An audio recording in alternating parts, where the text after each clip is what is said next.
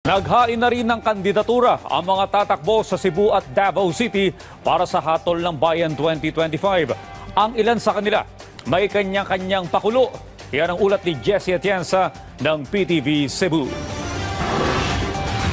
Halos hirap makagalaw sa dami ng mga taga-suportang dumagsa sa tanggapan ng COMELEC sa Mandaue City para sa paghahain ng COC ng re-electionist na si Lone District of Mandaue City Representative Emery Lollipop Oano Dizon, kasama ang kanyang kapatid na si Provincial Board Member Tadeo Jonky Oano, na tatakbo naman bilang alkalde ng lungsod. As always, I wanted to finish my term as a congresswoman.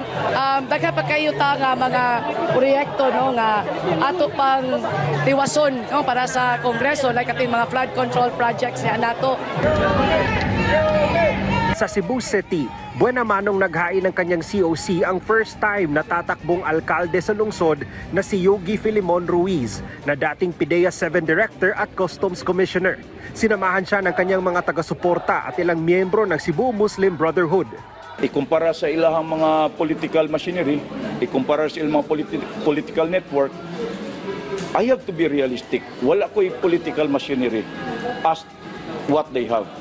All I have are network of supporters down to the grassroots nga sila mismo ni volunteer sa ilahang talent, ni volunteer sa ilang oras, ni volunteer sa ilang kahago to support us because they want true change and true progress sa atong syudad.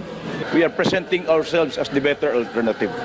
Samantala, sinamahan naman ng banda, Dragon Dance, mga taga-suporta at ng kanyang pamilya sa paghahain ng COC ang independent candidate na si Nina Mabatid, na nais ulit mahalal bilang konsihal ng lungsod.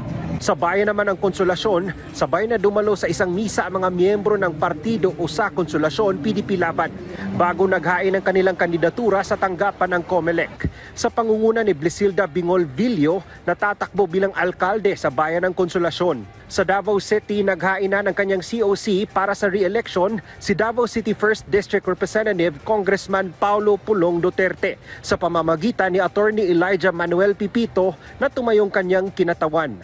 Dumating din sa tanggapan ng COMELEC ang matunog na kakandidato sa pagkaalkalde ng lungsod na si Civil Service Commission Chairperson Carlo Alexi Nograles. Pero hindi ito naghain ng COC.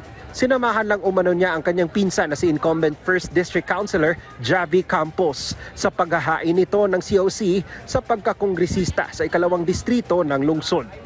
Ayon sa COMELEC, sa huling araw ng filing ng COC, inaasahan ang pagdagsa ng mas maraming incumbent officials na maghahain ng kanilang kandidatura. Mula sa PTV Cebu, Jessie Atienza para sa Pambansang TV sa Bagong Pilipinas.